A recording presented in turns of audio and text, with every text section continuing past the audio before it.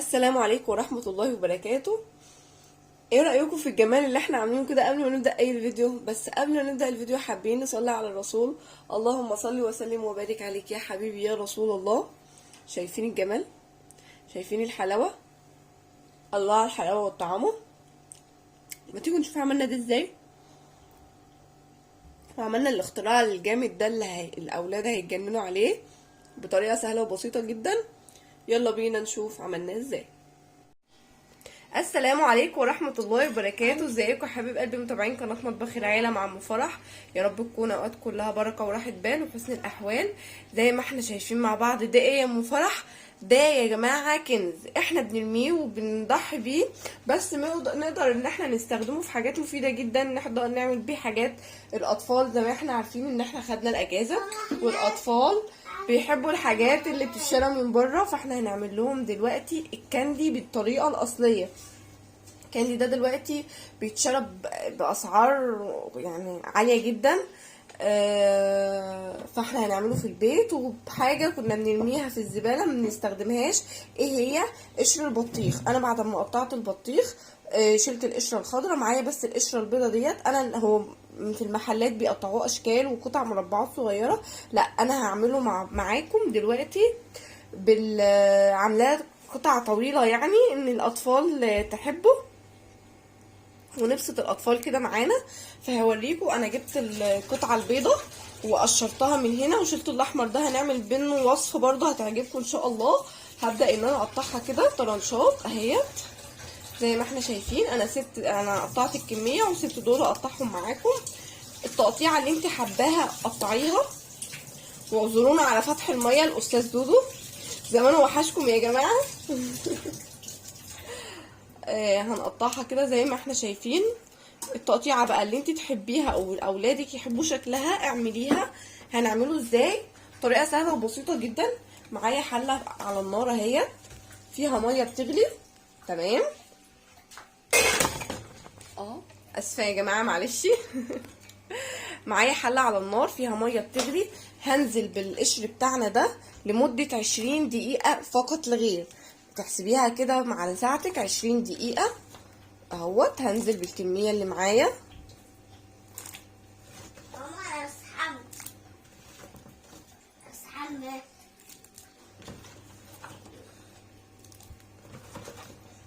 اهوت زي ما احنا شايفين كده. مجرد ما بتحطيه هتحسبي على ايدك 20 دقيقه وتقومي مطلعاه. ما تزوديش عن اكتر من 20 دقيقه يا جماعه. تمام.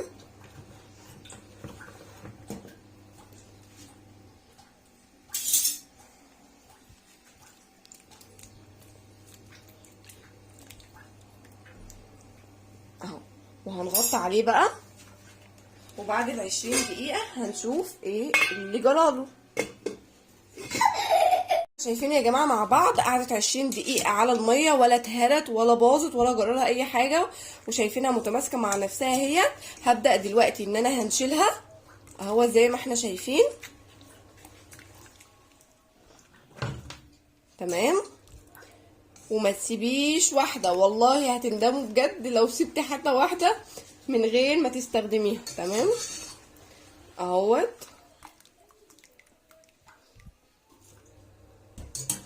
مش هسيب واحده في الحله اللي معايا، هنستخدم كله يا جماعه. وولادك هيدعولك على الوصفه ديت بجد لما تعملها لهم، ومش هتبطلي تعمليها من كتر ما هم هيحبوها.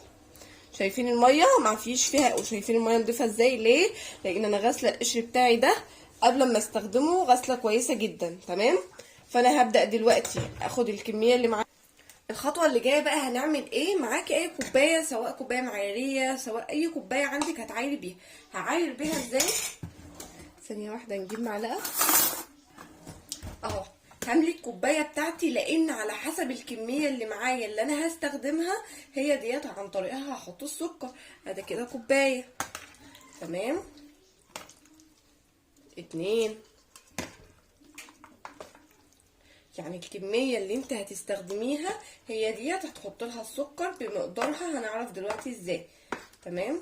احنا كده حطينا 3، ادي 4 وبالقايم كده 5 5 كوبايات ونص. تمام.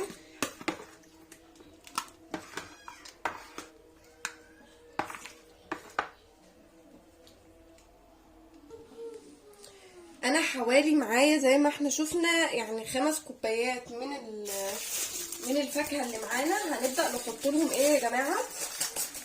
كل كوبايتين لهم كوبايه من السكر، يعني ليها نص المقدار. فانا دلوقتي هحط معايا كوبايتين ونص من السكر على الخليط بتاعي ده. تمام. ادي كوبايه،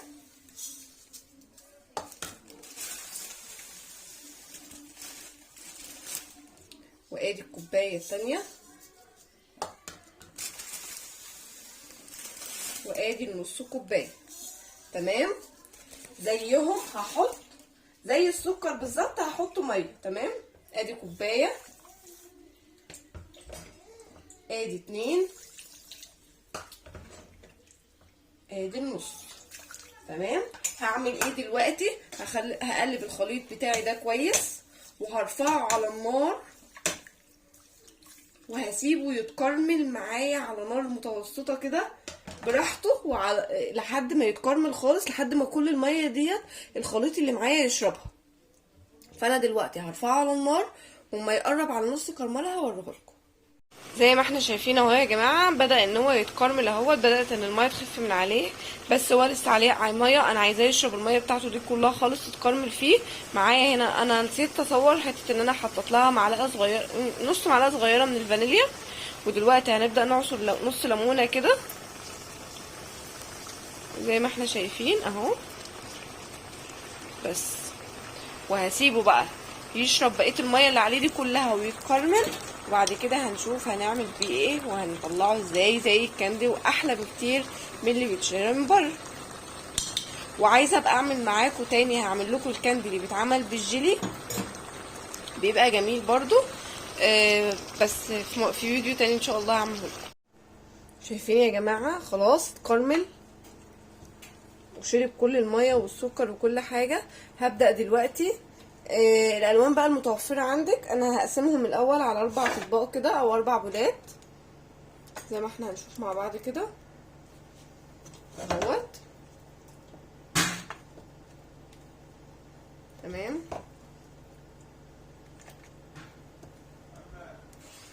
زي ما احنا شايفين كده يا جماعه، بنقسم الكميه اهوت. تقسمي بقى الكميه على حسب الالوان اللي متوفره عندك، على حسب انت عايزه الوان ايه. فانا متوفر عندي الصراحه اللون الاخضر والاحمر والاصفر والبرتقالي، فهعمل بيهم. وبعدين الالوان اللي اولادي بيعجبوا بيها وبيبقوا عايزينها وانتي بتشتريها، اللي هما بيحبوها يعني. صدقوني جربوا الطريقه ديت مش هتندموا عليها، وفي نفس الوقت مش مكلفه بالنسبه للاسعار المهوليه اللي احنا بنسمعها في اسعار الكاندي والكلام ده. لا، هي بالنسبه لها حاجه مش مكلفه خالص. فانا زي ما احنا قلنا اهوت معايا لون احمر. تمام. ومتوفر عندي لون اخضر.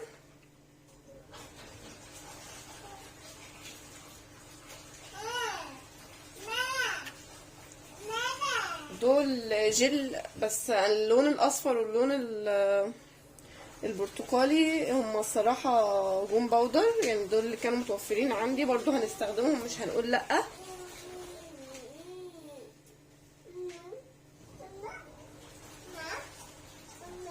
هنبدأ بقى نقلب اللي معايا، وما تخافوش ان هو بينزل لون او كلام من ده، لا، كل ده مجرد ما هنسيبه يبرد. بس اهم حاجة زي ما هنشوف مع بعض دلوقتي وانتي بتقلبيه او احنا بنفرده، احنا ممكن نزود اللون الاحمر شوية.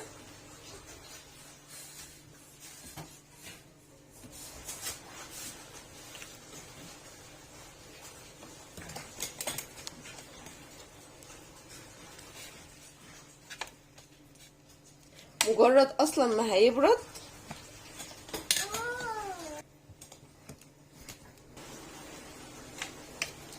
اللون البودر الصراحه ما ادانيش الدرجه اللي انا عايزاها قوي من اللون الاورنج، فانا حطيت درجه الاحمر مع درجه الاصفر. لما بيختلطوا مع بعض بيدينا لون برتقاني. تمام اهو زي ما احنا شايفين، لو انتوا شايفين في الكاميرا اهو، شايفين اللون الاحمر مع اللون الاصفر بيدونا درجه البرتقالي. فانا خلطتهم مع بعض زي ما احنا شايفين. دلوقتي هبدأ بقى اعمل ايه. والله يا جماعة طعمه في منتهى الجمال، لازم بجد تجربوه، بجد بجد بجد يعني تجربوه. معاكي بقى اي صينية او اي صاج فرشت فيها كيس بتاع التلاجة.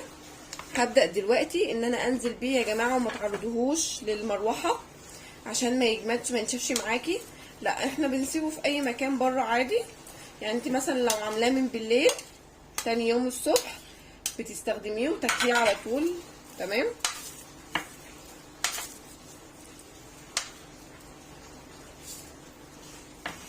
هنرصه كده بقى جنب بعض، تحطيه مثلا في المطبخ وتغطي عليه بكيس تلاجة برضو او بفوطة او باي حاجة.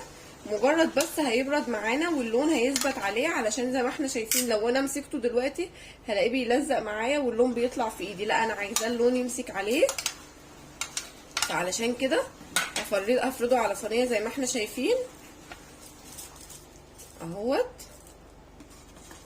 وده اللون الاصفر، شايفين اصلا الالوان الاطفال هتحبه جدا، وما كلفناش يعني حاجه كنا بنرميها استخدمتها واستنفعت بيها.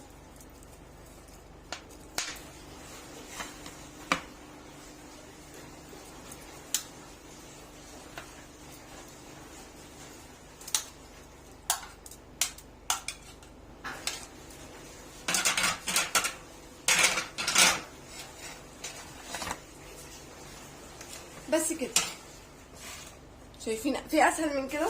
لا مفيش اكيد طبعا. مش هنعرضه المروحه زي ما قلت. معانا كيس تلاجة تاني اهو، هفتحه وهنغطي عليه كده ونسيبه بقى لحد تاني يوم الصبح في المطبخ على الرخامه او في اي مكان عشان الدبان او اي حاجه ما تقفش عليه. ونرجع بعد لما يبرد واوريهولكم عامل ازاي وجماله وحلاوته. مش هتبطلي اكلي منه، انت اصلا هتاكليه من الاولاد. انتظروني يا جماعه. زي ما اتفقنا انا سبتهم، انا كنت عاملاه بالليل، سبته ليله كامله يعني تاني يوم الصبح اهوت. احنا الصبح بدري. شايفين الجمال والحلاوه؟ ايه ده؟ ولا واحده كسرت ولا واحده لزقت ولا واحده ولا اتفتفت ولا اي حاجه. لا زي ما هو بالظبط اهو. تعالوا بقى مع بعض. شايفه فيك كل يلا بينا بقى نشوف. انا حبيت ان انا ارصه على صينيه كده تبقى برضو في نفس الوقت تخلي الاولاد عايزين يخطفوا الصينيه بحالها وياكلوها. فاحنا دلوقتي هنبدا برضو هنقسمه نفس التقسيمه كده جنب بعضها كده. شوفوا يا جماعه ما بيلزقش في الايد واللون ما بيطلعش. ليه؟ علشان احنا سيبناه لحد ما اللون مسك فيه.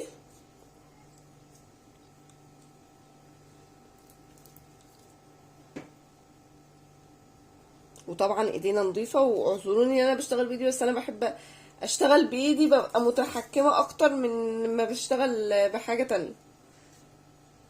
اهو زي ما احنا شايفين ايدينا نظيفه اهيت، مفيش اي لون طلع فيها ولا اي حاجه. ده اللون الاصفر اللي احنا عملناه مع بعض اهو.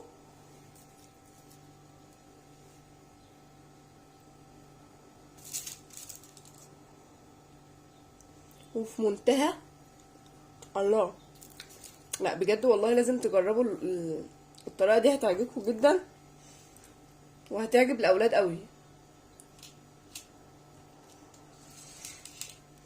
ايه رايكم بقى؟ يمكن بقى ده على الجنب. وده كان الفيديو بتاعنا. يا رب الفيديو يكون عجبكم، ولو عجبكم مستنيه تعليقاتكم الحلوه اللي بتسعدني. واللي اول مره يشوفني وما اشتركش في القناه يشترك في القناه ويفعل الجرس علشان يوصلكم كل جديد بنعمله. اجمل واحلى عيله في الدنيا. والسلام عليكم ورحمه الله وبركاته.